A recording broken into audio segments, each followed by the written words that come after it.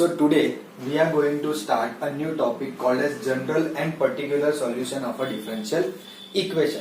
So basically what do we mean by general and particular solution? यानी कि हमें किसी भी differential equation को solve करना है.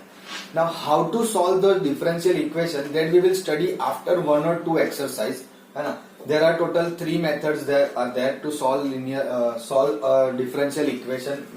One of them is variable separable, correct. उसके बाद है homogeneous differential equation and linear is also there. Maybe नहीं, exactly there are more methods, but in our textbook from NCERT point of view we are going to three methods only, but there are totally seven actually, है ना. कैसे? तो कि भाई variable separable is a separate one, it's a simple one, but there is a homogeneous and non-homogeneous. That means we have to convert the non-homogeneous into homogeneous. Then linear, correct. Then non-linear means there will be one more kind of a form कि जिसको आपको linear में convert करना पड़े.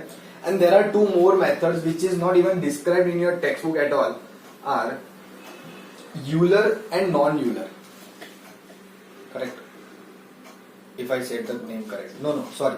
Not Euler. Exact and non-exact. That was a mistake. Exact and non-exact. But exact and non-exact are the kind of a differential equation which is in your JEE syllabus. आपके JEE syllabus के अंदर exact, non-exact and non-linear, these three more differential equations are included. Non-homogeneous, I guess there is it is not available in your JEE syllabus, but definitely non-linear and exact and non-exact are included. Correct. So there are totally so many ways to get to this solution. But हमारा यहाँ पे जो understanding है या जो हम try कर रहे हैं आज के ये कंसेप्ट को समझने की, वो ये है कि बेसिकली सॉल्यूशन होता क्या है और उसमें भी जनरल सॉल्यूशन और पर्टिकुलर सॉल्यूशन का मतलब क्या है. तो कि सॉल्यूशन का मतलब क्या था, what do we exactly mean by solution. तो सपोज आपके पास कोई क्वाड्रेटिक इक्वेशन है ना. अच्छा हाँ, क्वाड्रेटिक इक्वेशन से याद आया कि in the previous class when we understood the degree, तो I told you something like this के x plus 1 by x equals to 2, है ना. So definitely this is going to be a polynomial. The reason is कि मैंने इसको equation बना दिया है, correct. But to understand कि whether it is a polynomial or not, तो it should be simply like this कि भाई x plus 1 by x. अगर ऐसा कुछ फॉर्म है तो it will become x plus x raised to minus 1. Then we can say easily कि ये polynomial है, नहीं है. करेक्ट. क्यों? Because the power is negative. So ये छोटा सा थोड़ा ध्यान रखना, because I may have told you that के this will be equals to 2, है ना, and that is not correct. Because if you take equals to 2 then it will definitely become a quadratic equation. So definitely it will be a polynomial. But if this is the situation then it is not a polynomial. Correct. अच्छा हाँ, वापस I will get back to the quadratic equation. तो कि भाई हाँ, अगर ये quadratic equation है, इसको हम सॉल्व करेंगे, I will definitely get some values, है ना. सपोज आपके पास कोई लीनियर इक्वेशन है कि 2x plus 3y equals to 6. तो if you solve this linear equation you will get some solution. आपने सीखा है कैसे मिलता है. First of all take x equals to 0, you will get the value of y. Then take y equals to 0, you will get the value of x. And when you get such kind of a solution or such kind of answers, तो हम ऐसा बोलते थे कि if I substitute that particular solution in this equation, I get LHS equals to RHS. Isn't it? जब भी हमें किसी इक्वेशन का सॉल्यूशन मिलता है, अगर उस सॉल्यूशन को हम उस इक्वेशन में रखें तो हम बोल सकते हैं कि वो LHS और RHS को सेटिस्फाई करेगा. सिंपल. ये तो नॉर्मल सॉल्यूशन है जो आपने 9th 10th स्टैंडर्ड में सीखे. You may have solve the trigonometric equations as well, like sin square x minus cos square x equals to 0. Correct.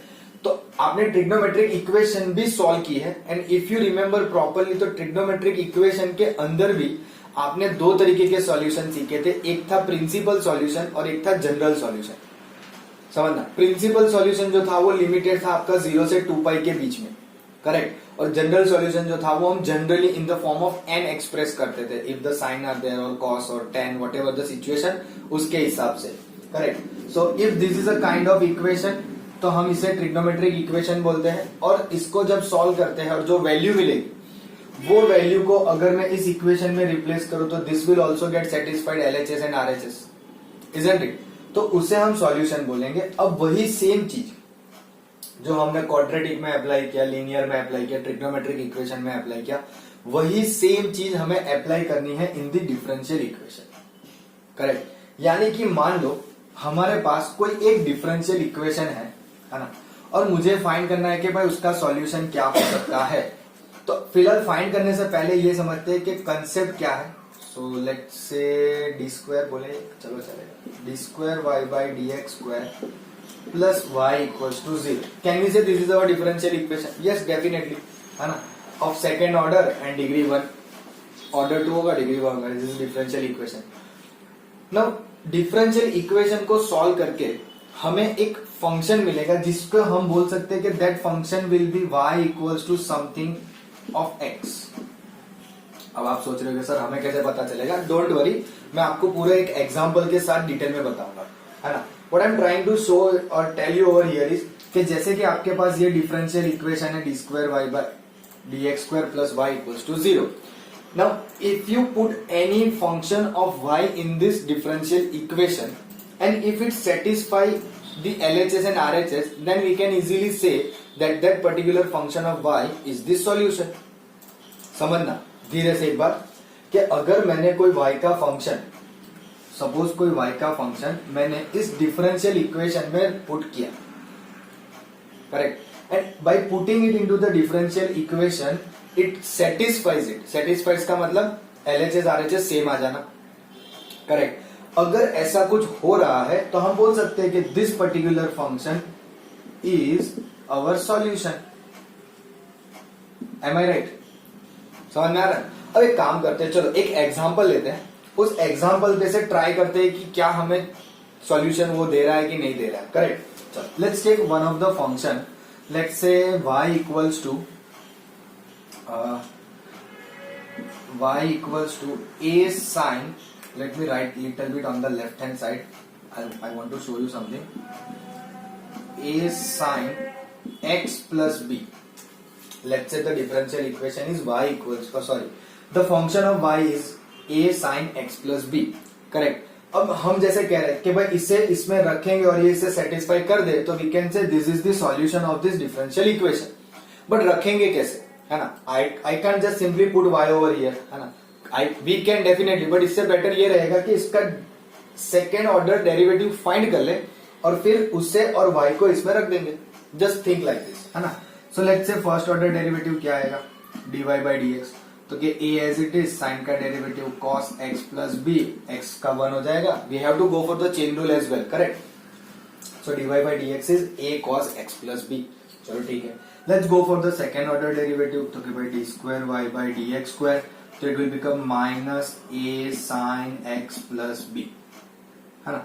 इसे बोलते हो इक्वेशन नंबर 1, इसे बोलते हो इक्वेशन नंबर 2।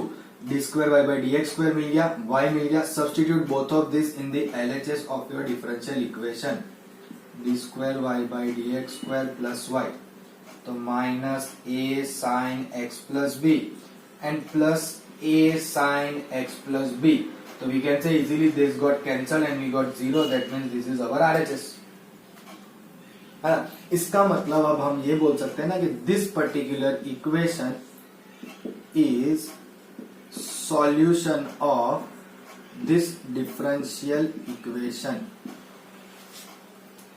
ये जो पर्टिकुलर इक्वेशन है या ये जो हमारा पर्टिकुलर कर्व है या फंक्शन है वो हमारे इस डिफरेंशियल इक्वेशन का सॉल्यूशन है। समझ में आ रहा है? हम क्या कहने की ट्राई कर रहे हैं कि this is the function of y, है ना, y is a function of x, is the solution of this differential equation, है ना। हमने ये सीखा नहीं है कि इसको सॉल्व करके ये कैसे आएगा, बट हमने अभी ये सीखा कि अगर मुझे पता हो कि भाई y is this kind of a function of x, तो can it be a solution of the given particular differential equation, तो क्या भाई हाँ इस डिफरेंशियल इक्वेशन का ये सॉल्यूशन है, करेक्ट। चलो ठीक है, मान लिया। Now let me take us some kind of a changes in this equation only and let's say कि मैंने ऐसा कहा कि भाई मेरे पास जो है वो y equals to 2 sin x plus pi by 4 है, y equals to 2 sin x plus pi by 4 है। थोड़ा ध्यान से देखना, I am doing it parallelly because I want to show you something कि what is the meaning between general and particular solution, है ना। तो यहाँ पे अगर इसको आप सॉल्व करना स्टार्ट करोगे तो again dy by d x 2 sine का cos x plus pi by 4 और सेकेंड ऑर्डर करोगे तो d square y by d x square will be minus 2 sine x plus pi by 4. So definitely I can say this is also a solution of this differential equation. अब check कर लो LHS में रख के. I guess आप लोगों को समझ में आ गया होगा कि सॉल्यूशन होगा ही होगा definitely. Minus 2 sine x plus pi by 4 plus 2 sine x plus pi by 4. This will be giving 0 and that is my RHS, है ना. तो अब क्वेश्चन आता ये है कि अगर ये भी इसका सॉल्यूशन है, ये भी इसका सॉल्यूशन है, तो फिर दोनों में से करेक्ट सॉल्यूशन कौन सा है ना. तो यहां पे एक्चुअली देखने जाओ तो ये दोनों करेक्ट है, both of them are correct, but दोनों में एक माइनर सा डिफरेंस है. क्या माइनर सा डिफरेंस है वो मैं आपको समझाने की ट्राई करता हूं कि when you look at this solution, when you look at this solution, तो इस सॉल्यूशन के अंदर आपके A और B ये दोनों जो है वो क्या है, आर्बिट्री कांस्टेंट है. क्या है, arbitrary constant. What is arbitrary constant means? Arbitrary constant means होता है कि आप वहां पे A और B की जगह पे कोई भी वैल्यू रख सकते हो, कोई भी कांस्टेंट रख सकते हो. फॉर इंस्टेंस हमने क्या किया कि हमने पहले इसको ऐसे सॉल्व किया, फिर I just change a few modification इसी इक्वेशन में किया, क्या कि A की वैल्यू 2 रख दी और B की वैल्यू पाई बाई 4 रख दी. A की वैल्यू 2 रख दी और B की वैल्यू पाई बाई 4. करेक्ट. तो यहां पे अब ये कांस्टेंट होते हैं, these are not arbitrary constant. 2 जो है वो कांस्टेंट है, वो चेंज नहीं कर सकते. वी कैन नॉट चेंज कि भाई 2 की जगह 3 लिख दो चल जाएगा. वो हम तभी कर सकते हैं जब वहां पे आर्बिटरी कांस्टेंट हो, यानी कि A और B. So whenever you have arbitrary constant, है ना, whenever you have arbitrary constant in the solution, then we call it as a general solution. समझ में आ रहा है? इस इक्वेशन को बोलेंगे general solution. When we have arbitrary present in the solution, तब हम बोलेंगे general solution. And when we don't have any arbitrary constant present, है ना, sorry, यानी कि हमने किया क्या, तो हमने कुछ conditions provide करके, कुछ values provide करके हमने A और B की कोई value find कर ली है, और फिर उससे जो बनता हुआ solution होगा उसे कहेंगे particular solution. क्या कहेंगे इसे? Particular solution. So particular solution का मतलब क्या होता है कि वो एक चीज फिक्स कर देना. Now you can not change it, है ना. बट जनरल सॉल्यूशन का मतलब क्या होता है कि जिसमें आपके पास आर्बिटरी कांस्टेंट है. आर्बिटरी कांस्टेंट आप जैसे चाहो, जितने चाहो उतने चेंजेस कर सकते हो, है ना. अगर मैं चाहूं तो इसी सॉल्यूशन के अंदर A और B की वैल्यू कुछ और रख दो, लेट्स से -2 एंड B की जगह पे 3. I can put anything in this one, but I can't replace now 2 and pi by 4 in the particular solution. ये आपका मेन डिफरेंस है जनरल सॉल्यूशन और पर्टिकुलर सॉल्यूशन के बीच में. समझ में आ रहा है? I am repeating again, just listen to me very carefully, कि जब आपको कोई सॉल्यूशन मिल रहा है, in that particular solution if you have a arbitrary constant, if you have an arbitrary constant present in it, then we called it as a general solution. Correct. But अगर arbitrary constant को remove करके हमने कोई constant ला दिया, arbitrary constant को remove करके कोई constant ला दिया, तो हम बोलेंगे कि वो particular solution हो जाएगा. करेक्ट. मैं एक और छोटा सा आपको एग्जांपल देता हूं. मैं फिलहाल इसको थोड़ा रफ कर देता हूं. Let me give you another example. Suppose एकदम इजी एग्जांपल दूंगा, शायद आप लोगों को हेल्प करे वो समझने के लिए, कि let's say I have equation of circle x square plus y square equals to r square. Now we all know if this is the equation of circle, definitely इसका सेंटर ओरिजिन होगा and it will be like this. Correct, है ना. But अगर इस equation के अंदर मैं r की वैल्यू चेंज करता रहूं तो what happens if I keep on changing the value of r, तो मुझे एक यूनिक सर्कल मिलता जाएगा. यूनिक क्यों बोल रहा हूं? क्योंकि अगर मैंने ऐसा लिख दिया कि भाई let's say x square plus y square equals to 25, इसका मतलब ये फिक्स हो गया कि मेरी रेडियस अब कितनी है 5. तो 5 की रेडियस का सपोज मैंने एक सर्कल बना दिया. करेक्ट. तो वो यूनिक हो जाएगा ना. Now radius can not be change, वो फिक्स है. So this is unique circle, इसीलिए उसे पर्टिकुलर सॉल्यूशन बोलेंगे. उसी तरह से अगर मैंने बोल दिया x square plus y square equals to 36, तो अब मेरी रेडियस 6 हो जाएगी, है ना। तो उसके लिए मुझे एक यूनिक सर्कल ही मिलेगा ना। Can I get 2 different circle for this equation और this equation? I can't, but for this equation I can get as many as circles I want by just simply changing the value of r. समझ में आ रहा है?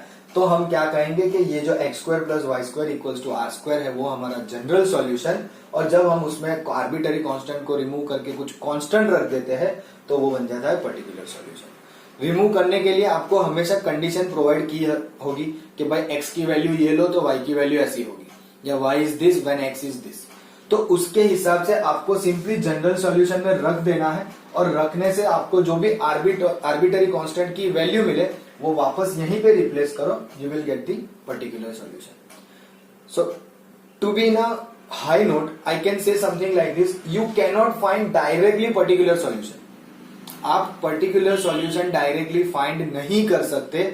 You first find general solution and then go for the particular solution, correct. लेकिन ये जो हमारा topic है फिलहाल general solution and particular solution of a differential equation, तो इसमें एक और छोटी सी चीज है लेकिन बहुत इंपॉर्टेंट चीज है आपको ध्यान रखने की, वो ये है कि आपके जो जनरल सॉल्यूशन मिल रहा है, आपको जो जनरल सॉल्यूशन मिल रहा है उसमें जितने आर्बिटरी कांस्टेंट्स है या हमें मिल रहे हैं, that depends on the order of your differential equation. ध्यान से सुनना, the number of arbitrary constant in general solution is depending on the order of the differential equation।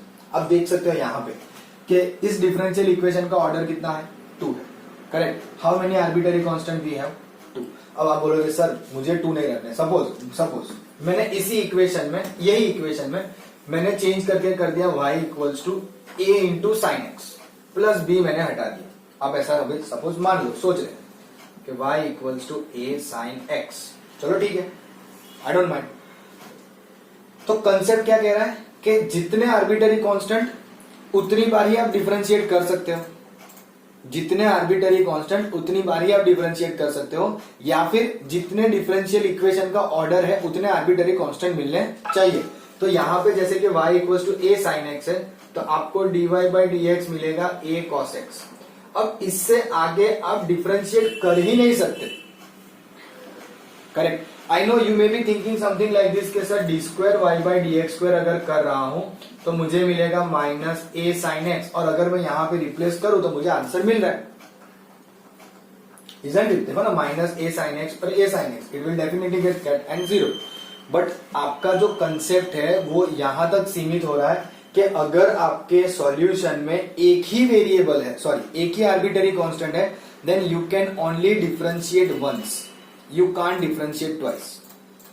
Similarly अगर आपकी डिफरेंशियल इक्वेशन की ऑर्डर 2 है तो आपको जनरल सॉल्यूशन में 2 कांस्टेंट मिलेंगे। अगर डिफरेंशियल इक्वेशन का ऑर्डर 1 है तो आपको एक ही आर्बिटरी कांस्टेंट मिलेगा, ये ध्यान रखना। अब उसी चीज को ध्यान में रखते हुए ऐसा सोचते हैं कि what will be the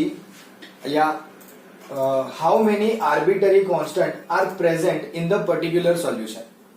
ऐसे MCQ आते हैं, that is why I am focusing on this particular topic so much कि अगर मान लो क्वेश्चन ने ऐसा पूछा है कि how many arbitrary constants are there in a differential of a particular solution of differential equation of third order, कि आपके पास कोई डिफरेंशियल इक्वेशन है थर्ड ऑर्डर की और उसके पर्टिकुलर सॉल्यूशन में कितने आर्बिटरी कांस्टेंट है।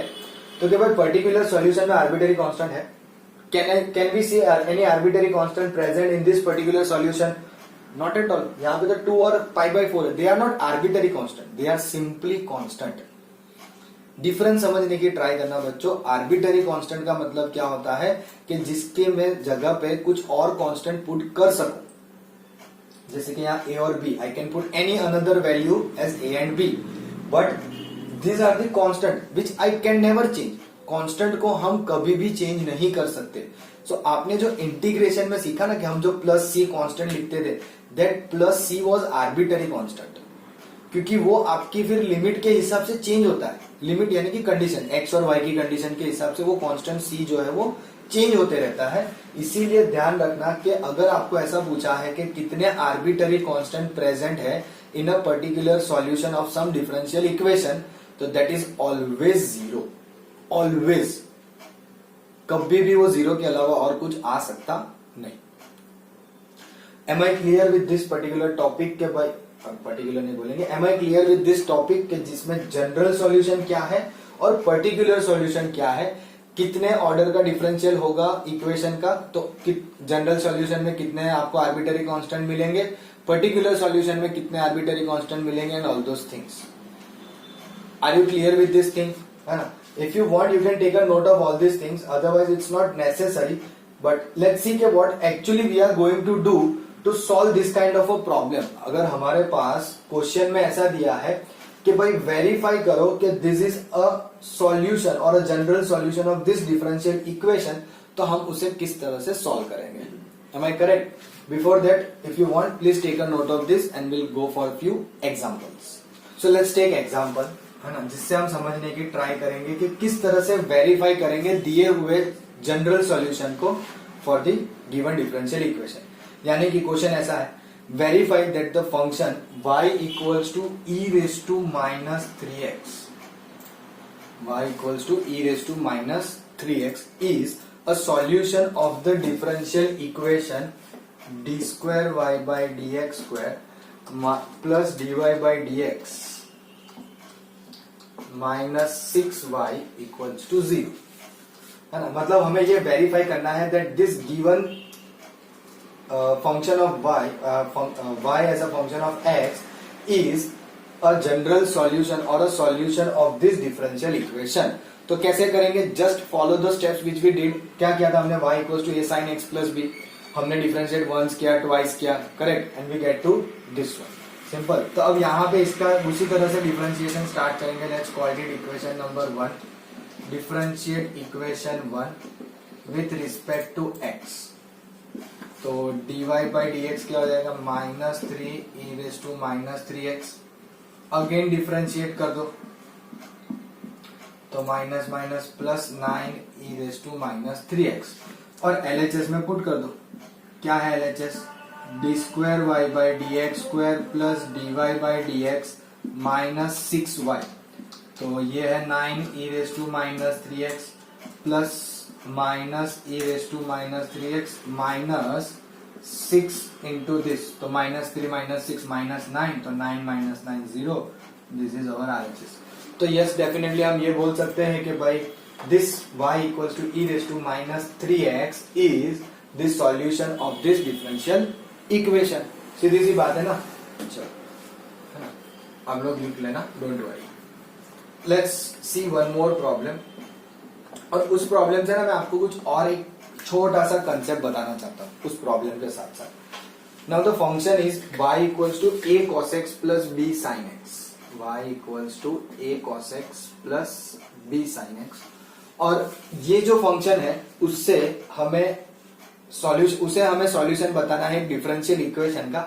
That I am going to keep a quite suspense for you before I solve that, मतलब वो बताने से पहले I would like to solve this one and then will try to understand the idea के क्या है ये सब, है ना। सो अगेन डिफरेंशिएट करेंगे with respect to x. Okay, चलो ठीक है, कर लेते हैं। तो it will be d y by d x, तो minus a sine x plus b cos x. Second time differentiate करो d square y by d x square, तो minus a cos x minus b sign x. अब देखो यहां पे उन्होंने जो आपका डिफरेंशियल इक्वेशन दिया है वो कुछ इस तरह से है, d square y by d x square plus y, d square y by d x square plus y. तो आप रख के देखो minus a cos x minus b sign x plus a cos x plus b sign x, तो definitely सब cut हो गया and I got 0, यानी कि मुझे यहाँ पे मिला d square y by d x square plus y equals to 0। पहले तो ये कंप्लीट कर लेते हैं कि भाई हाँ, this particular equation is the solution of this differential equation. लेकिन अभी अभी तो हमने ऐसा बताया ना कि d square y by d x square plus y equals to 0 का जो सॉल्यूशन था वो तो a sine x plus b था, ये a cos x plus b sign x है। मीन्स ऐसा हो रहा है कि दो अलग अलग सॉल्यूशन मिल रहे हैं for the same differential equation, isn't it? अभी अभी हमने पहले क्या समझा ये प्लीज आप लोग लिख लेना, करेक्ट, कोई इतना डिफिकल्ट नहीं है। But what I am trying to say is कि पहले अभी हमने कंसेप्ट जब समझा तो हमने जो एक इक्वेशन लिया था वो भी d square y by d x square plus y equals to 0 था, और उसको जब हमने देखा तो उसके लिए हमने एक सॉल्यूशन लिया था a sine x plus b, है ना, ये वाला सॉल्यूशन था y equals to a sine x plus b. तो इससे हम जनरल सॉल्यूशन बोलेंगे ऑफ दिस डिफरेंशियल इक्वेशन, और इससे बोलेंगे जनरल सॉल्यूशन। दोनों में से किसे बोल सकते हैं? Because both of them are satisfied, isn't it? तो मतलब ऐसा हम कंक्लूजन कर सकते हैं कि for a particular differential equation we may have more than one general solution. क्या हम ऐसा बोल सकते हैं कि किसी डिफरेंशियल इक्वेशन के एक से ज्यादा जनरल सॉल्यूशन आ सकते हैं? Because you can look at both this expression, है ना। तो आई डोंट थिंक सो कि ये दोनों सेम है, a sin x plus b and a cos x plus b sin x, are they similar?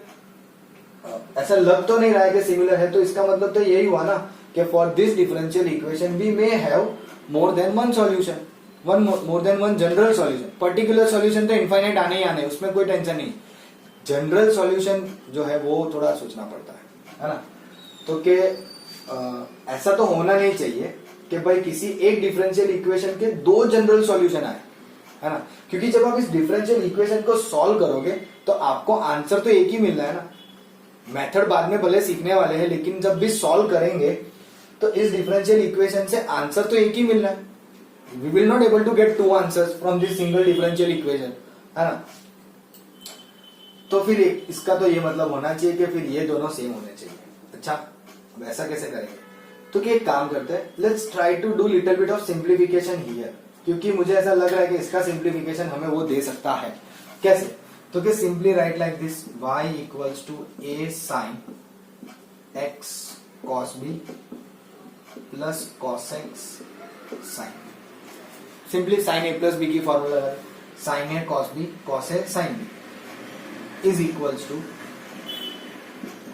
a cos b sine x plus a sin b cos x. Now observe this, ये पूरा constant है a cos b, and observe this, ये पूरा constant है a sin b। तो हम इसे replace कर सकते हैं, let's say capital A sin x plus capital B cos x। Now isn't it look similar? अच्छा, अब आप में से कोई ऐसा मत बोला सर cos के साथ b है, a है, वो फर्क नहीं पड़ता, it's still constant, it is still constant, both arbitrary constant and both this are also arbitrary constant, वो हम हमारे हिसाब से समझ सकते हैं। So what I am trying to tell you over here is कि अगर आपकी कोई डिफरेंशियल इक्वेशन है तो उसका जनरल सॉल्यूशन जो है वो यूनिक होता है, करेक्ट। मतलब कि कभी कभी दो डिफरेंट फॉर्म में आपको दिख रहा होगा, लेकिन वो सिंप्लीफिकेशन या कुछ मॉडिफिकेशन से आपको सिमिलर मिल सकता है। That is what I am trying to say. समझ में आ रहा है कि किसी भी डिफरेंशियल इक्वेशन का जो सॉल्यूशन होता है वो कैसा होगा? यूनिक होगा। Why I am saying unique?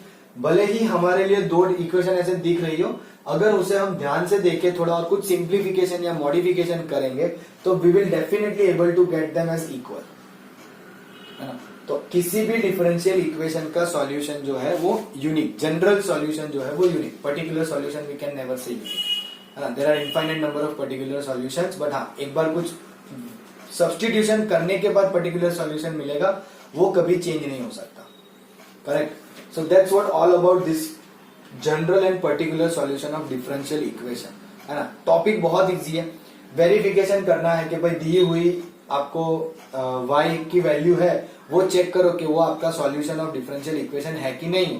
बस आपको जितने ऑर्डर का डिफरेंशियल इक्वेशन है उतनी बार डिफरेंशिएट करना पड़ेगा। Are you getting it? बस उस हिसाब से आप करो, आपका काम हो जाएगा। There won't be any kind of difficulty, correct. Please take a note of this.